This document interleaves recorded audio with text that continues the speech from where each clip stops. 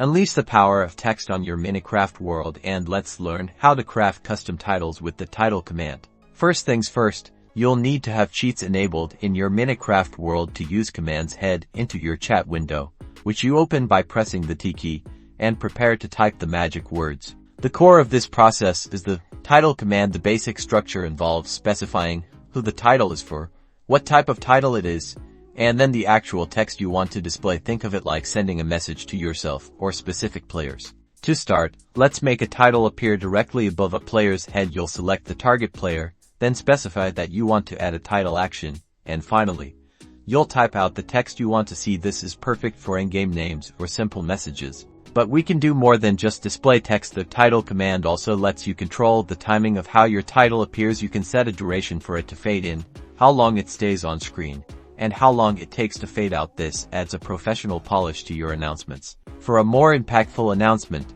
like a world greeting or a crucial tutorial step, you can use the title action to display text in the center of the screen. This commands attention and ensures your message is seen by everyone.